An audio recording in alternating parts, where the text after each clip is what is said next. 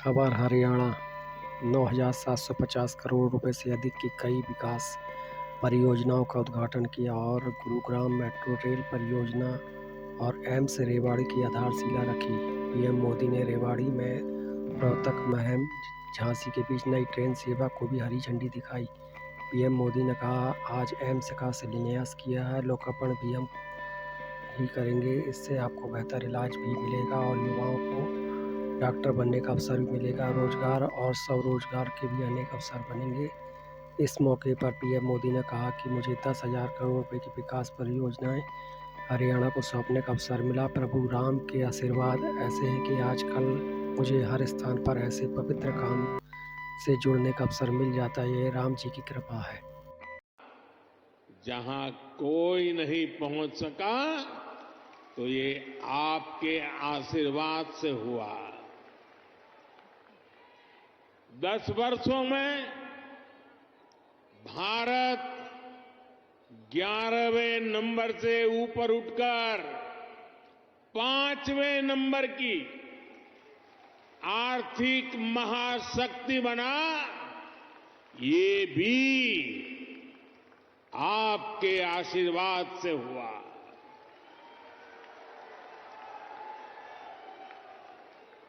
और अब मुझे अपने तीसरे टर्म में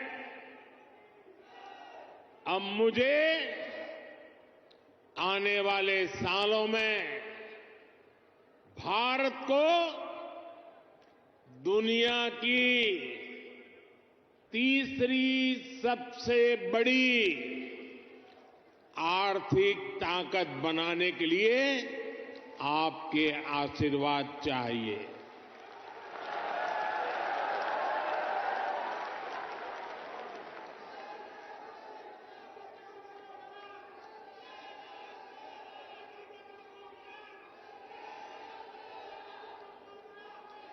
हरियाणा के मेरे भाई और बहनों,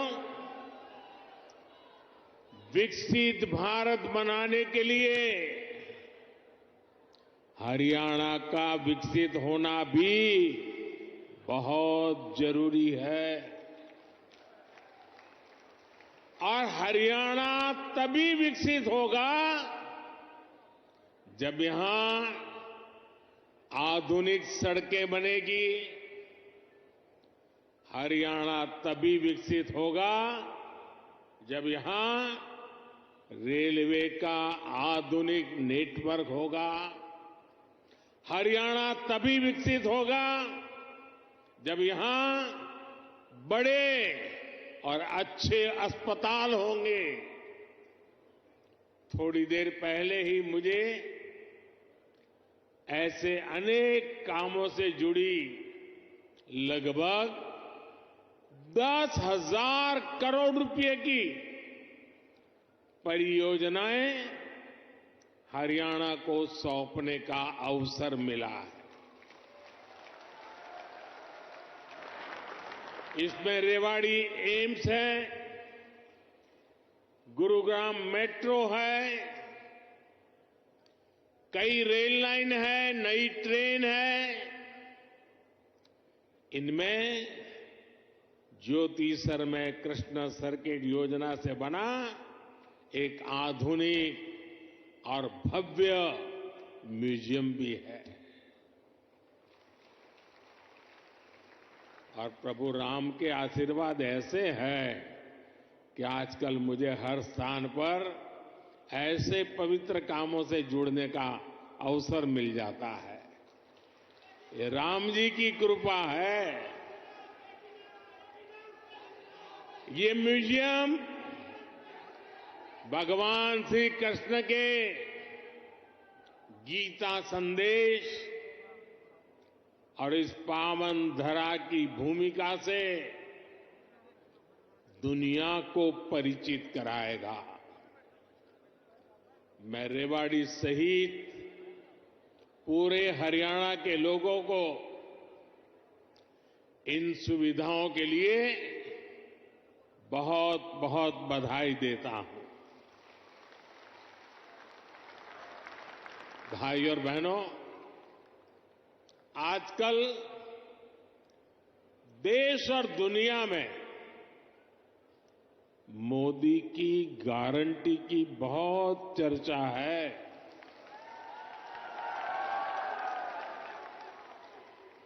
और रेवाड़ी तो मोदी की गारंटी का सबसे पहला गवाह है। यहां पीएम पद के उम्मीदवार के रूप में मैंने देश को कुछ गारंटियां दी थी। देश की इच्छा थी कि दुनिया में भारत की साख बढ़े।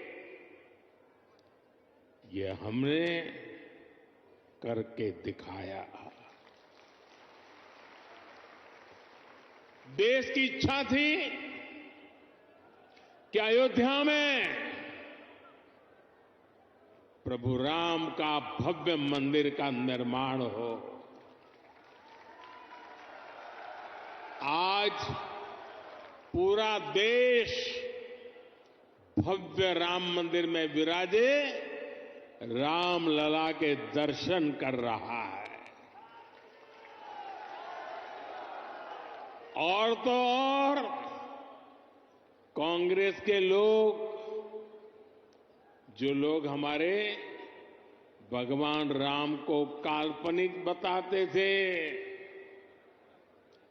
जो कभी नहीं चाहते थे कि अयोध्या में प्रभु राम का मंदिर बने, वो भी अब जय सिया राम बोलने लगे हैं।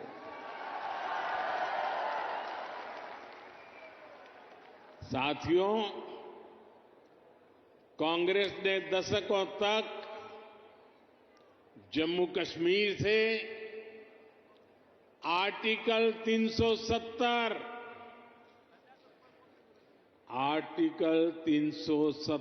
हटाने पर रोड़े अटकाए थे। मैंने आपको गारंटी दी थी कि जम्मू कश्मीर से आर्टिकल 370 हटाकर रहूंगा। आज कांग्रेस की लाख कोशिश के बावजूद आर्टिकल 370 इतिहास के पन्नों में खो गया है। आज जम्मू कश्मीर में महिलाओं, दलितों, पिछड़ों, आदिवासियों को उनके हक मिलने लगे हैं। इसलिए ही तो लोगों ने एक और संकल्प लिया है और जनता जनार्दन कह रही है, आप लोग कह रहे हैं, जिसने 370 हटाया, जिसने 370 हटाया, उस बीजेपी का टीका 370 सीटों से होगा।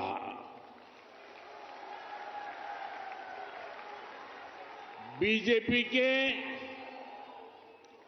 370 ही पहुंचाएंगे एनडीए को 400 पार। साथियों, यही रेवाड़ी में मैंने पूर्व सैनिकों को वन रैंक वन पेंशन लागू करने की गारंटी दी थी। कांग्रेस वाले सिर्फ 500 करोड़ रुपए दिखाकर वन रैंक वन पेंशन लागू करने का झूठ बोलते थे।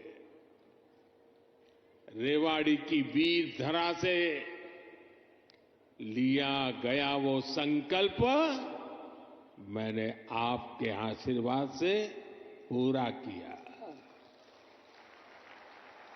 अभी तक ओआरओपी के तहत वन रैंक वन पेंशन के तहत पूर्व सैनिकों को करीब करीब 1 लाख करोड़ रुपए मिल चुके हैं और इसके बड़े लाभार्थी हरियाणा के भी पूर्व सैनिक रहे हैं। सिर्फ रेवाड़ी के ही सैनिक परिवारों की बात करूं तो उन्हें ओआरओपी से 600 करोड़ रुपए से ज्यादा मिले हैं। आप मुझे बताइए, जितना पैसा रेवाड़ी के सैनिक परिवारों को मिल रहा है उससे भी कम कांग्रेस ने पूरे देश के पूर्व सैनिकों के लिए बजट में रखा था, सिर्फ 500 करोड़। ऐसे झूठ और धोखेबाजी के कारण ही कांग्रेस को देश ने नकार दिया है। साथियों, मैंने रेवाड़ी वासियों को, हरियाणा के परिजनों को यहां एम्स बनाने की भी गारंटी दी थी। आज यहां एम्स के निर्माण की प्रक्रिया शुरू हो गई है और हमारे राव इंद्रजीत तो इस काम के लिए लगातार, वो बोलते कम है लेकिन जो तय करे उसके पीछे लगे रहते हैं।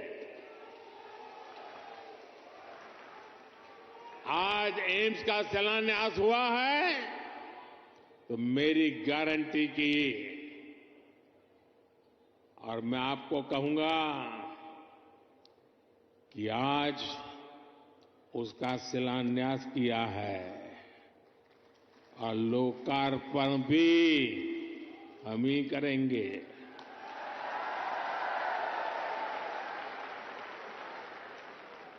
और इससे आपको बेहतर इलाज भी मिलेगा, युवाओं को डॉक्टर बनने का अवसर भी मिलेगा और रोजगार, स्वरोजगार के भी अनेक अवसर बनेंगे। रेवाड़ी में देश का 22वां एम्स बन रहा है। पिछले 10 वर्षों में 15 नए एम्स स्वीकृत किए जा चुके हैं। आजादी के बाद से लेकर 2014 तक देश में करीब 380 मेडिकल कॉलेज बने थे। बीते 10 वर्षों में 300 से अधिक नए मेडिकल कॉलेज बने हैं।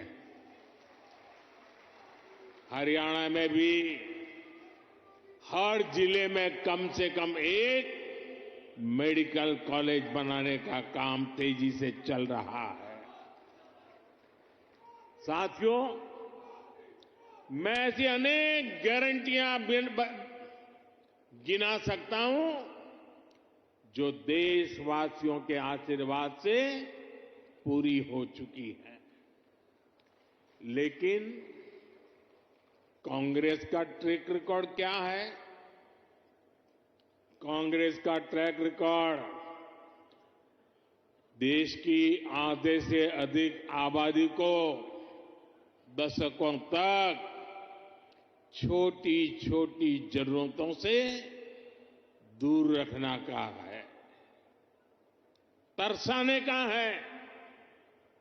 कांग्रेस का ट्रैक रिकॉर्ड सिर्फ एक परिवार के हित को देश और देशवासियों के हित से ऊपर रखने का है। कांग्रेस का ट्रैक रिकॉर्ड इतिहास के सबसे बड़े घोटालों का है। कांग्रेस का ट्रैक रिकॉर्ड आतंकवाद और अलगाववाद को बढ़ावा देने का है। कांग्रेस का ट्रैक रिकॉर्ड सेना और सैनिक दोनों को कमजोर करने का है।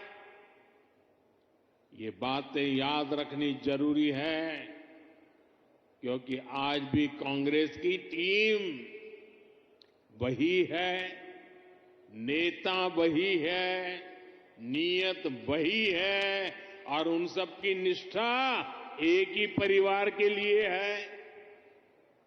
तो नीति भी तो वही होगी जिसमें लूट है, भ्रष्टाचार है, बर्बादी है। साथियों, कांग्रेस सोचती है कि सत्ता में रहना उसका जन्मसिद्ध अधिकार है, इसलिए गरीब का ये बेटा जब से पीएम बना है, ये एक के बाद एक मेरे खिलाफ साजिशें करते जा रहे हैं। लेकिन ईश्वर रूपी जनता जनार्दन का आशीर्वाद मेरे साथ है। कांग्रेस की हर साजिश के सामने जनता जनार्दन ढाल बनकर खड़ी हो जाती है। जितना ज्यादा कांग्रेस साजिशें करती है, उतना ही ज्यादा जनता मुझे मजबूत करती है, अपना आशीर्वाद देती है। इस बार भी कांग्रेस ने मेरे खिलाफ सारे मोर्चे खोल दिए हैं, लेकिन मेरे देश की जनता का सुरक्षा कवच, और जब जनता का सुरक्षा कवच होता है, जनता जनार्दन का आशीर्वाद होते हैं, माताएं बहनें ढाल बनकर के खड़ी होती हैं, तो संकटों से पार भी निकलते हैं और देश को आगे भी बढ़ाते हैं। और इसलिए आप सबके आशीर्वाद से हिंदुस्तान के कोने कोने में जो मैं अनुभव कर रहा हूं, इसलिए लोग कह रहे हैं एनडीए सरकार 400 पार, एनडीए सरकार, एनडीए सरकार, एनडीए सरकार। साथियों, एक परिवार के मोह में फंसी कांग्रेस, हरियाणा में वही हाल है, आज अपने इतिहास के सबसे दयनीय दौर से गुजर रही है। इनके नेता से अपना एक स्टार्टअप नहीं संभल रहा। ये लोग देश संभालने का सपना देख रहे हैं। आज कांग्रेस की हालत देखिए, कांग्रेस के पुराने नेता एक एक करके इनको छोड़कर जा रहे हैं। जिन्होंने कभी इनके साथ आने का इरादा किया था, वो भी इनसे भाग रहे हैं। आज स्थिति ये है कि कांग्रेस के पास अपने कार्यकर्ता तक नहीं बचे हैं। जहां कांग्रेस सरकार में है, वहां इनसे अपनी सरकारें भी नहीं संभल रही है। आज हिमाचल में लोगों को वेतन और पेंशन देने तक में मुश्किलें आ रही है। कर्नाटका में विकास की योजनाओं पर भी कांग्रेस सरकार काम नहीं कर पा रही है। भाई और बहनों, एक तरफ कांग्रेस का कुशासन है और दूसरी तरफ बीजेपी का सुशासन। यहां 10 वर्षों से डबल इंजन सरकार है, इसलिए गरीब कल्याण की जो भी योजनाएं मोदी ने बनाई है, उनके 100% अमल में हरियाणा अव्वल है। हरियाणा खेती के क्षेत्र में भी अभूतपूर्व प्रगति कर रहा है और यहां उद्योगों का दायरा भी निरंतर बढ़ रहा है।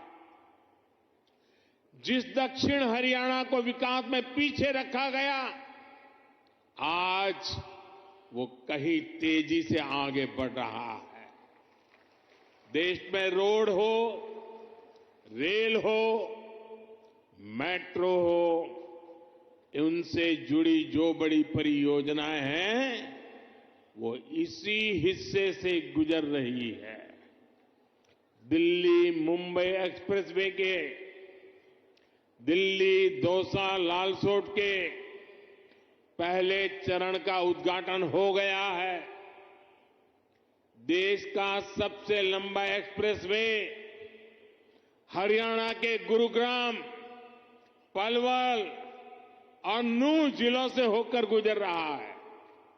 साथियों, 2014 से पहले हरियाणा में रेलवे के विकास के लिए हर वर्ष औसतन 300 करोड़ रुपए का बजट मिलता था।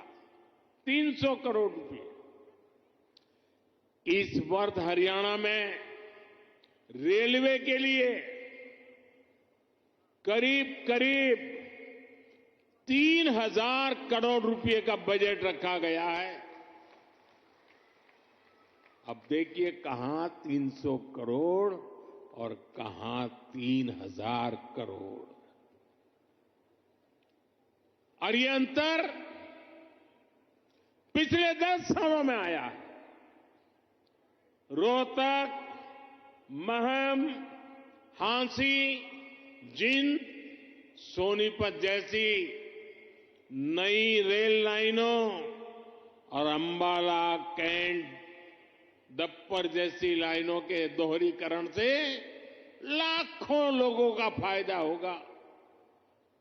ऐसी सुविधाएं जब बनती है तो जीवन भी आसान होता है और कारोबार भी आसान होता है। भाइयों और बहनों, इस क्षेत्र में किसानों को पानी की बहुत समस्या रहती थी। राज्य सरकार ने इस समस्या के समाधान के लिए भी सराहनीय काम किया है। दुनिया की सैकड़ों बड़ी कंपनियां आज हरियाणा से चल रही हैं। इसमें बहुत बड़ी संख्या में नौजवानों को रोजगार मिला है। साथियों, हरियाणा कपड़ा और परिधान उद्योग में भी अपना नाम ऊंचा कर रहा है। देश से निर्यात होने वाले 35% से अधिक कालीन, करीब 20% परिधान हरियाणा में ही बनते हैं। हरियाणा के टेक्सटाइल उद्योग को हमारे लघु उद्योग आगे बढ़ा रहे हैं।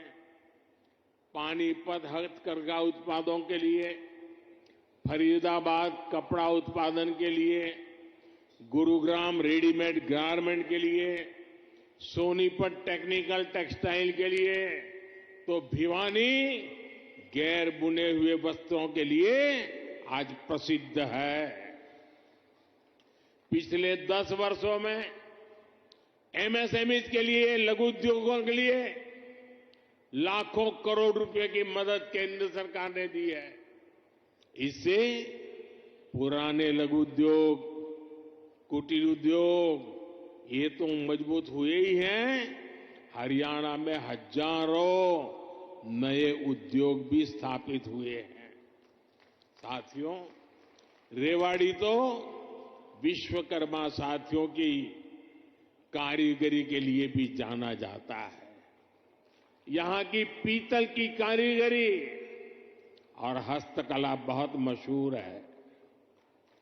18 व्यवसायों से संबंधित ऐसे पारंपरिक कारीगरों के लिए पहली बार पीएम विश्वकर्मा नाम से एक बड़ी योजना हमने शुरू की है। पीएम विश्वकर्मा योजना से देश भर में लाखों लाभार्थी जुड़ रहे हैं। भाजपा सरकार इस योजना पर 13,000 करोड़ रुपए खर्च करने जा रही है।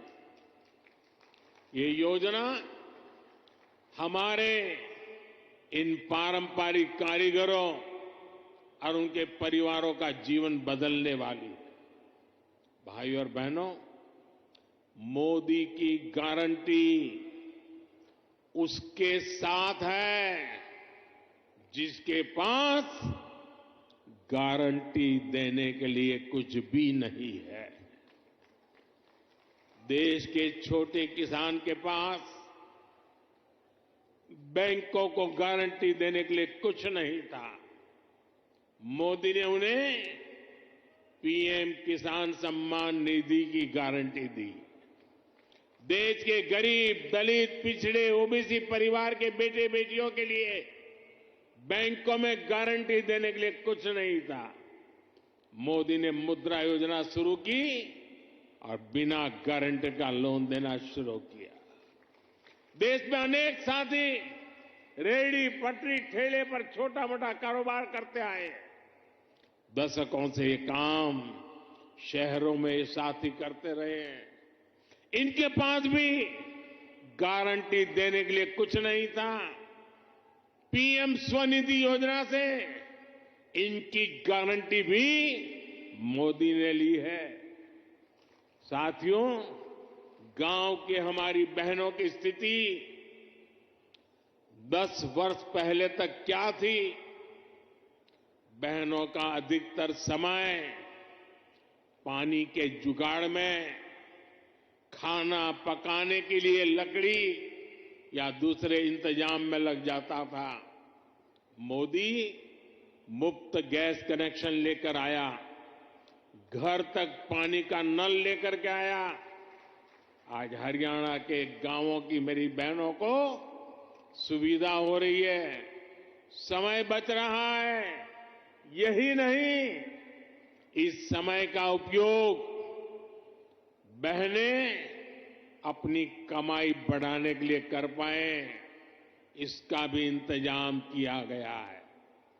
पिछले 10 वर्षों में देश भर में 10 करोड़ बहनों को हमने स्वयं सहायता समूहों से जोड़ा है। इसमें हरियाणा की भी लाखों बहनें हैं। बहनों के इन समूहों को लाखों करोड़ रुपए की मदद दी गई है। मेरी कोशिश यही है कि ज्यादा से ज्यादा बहनों को लखपति दीदी बना सकूं। अभी तक 1 करोड़ बहनें लखपति दीदी बन चुकी है। कुछ दिन पहले जो बजट हम लेकर आए हैं, उसमें 3 करोड़ बहनों को लखपति दीदी बनाने का लक्ष्य रखा गया है। हमने नमो ड्रोन दीदी योजना भी शुरू की है। इसके तहत बहनों के समूहों को ड्रोन चलाने की ट्रेनिंग दी जाएगी और ड्रोन दिए जाएंगे। ये ड्रोन खेती के काम में आएंगे और इससे बहनों को अतिरिक्त कमाई होगी। साथियों, हरियाणा अद्भुत संभावनाओं का राज्य है। मैं हरियाणा के फर्स्ट टाइम वोटर्स को, जो पहली बार मतदान करने वाले हैं, जो 18, 20, 22 साल की उम्र के हैं, उनको विशेष रूप से कहूंगा कि आपका भविष्य बहुत उज्जवल होने वाला है। डबल इंजन सरकार आपके लिए विकसित हरियाणा बनाने में जुटी है। टेक्नोलॉजी से टेक्सटाइल तक, टूरिज्म से ट्रेड तक, हर सेक्टर में रोजगार के नए अवसरों के लिए हम प्रयासरत हैं। आज पूरा विश्व भारत में निवेश के लिए उत्सुक है और निवेश के लिए हरियाणा एक उत्तम उत्तम राज्य बनकर उभर रहा है और निवेश बढ़ने का मतलब है कि नौकरी के नए अवसर भी बढ़ रहे हैं। इसलिए डबल इंजन की सरकार को आपका आशीर्वाद ऐसे ही मिलता रहे, ये बहुत जरूरी है। एक बार फिर आपको एम्स के लिए हजारों करोड़ रुपए की परियोजनाओं के लिए मेरी तरफ से बहुत बहुत बधाई। मेरे साथ बोलिए, भारत माता की, भारत माता की।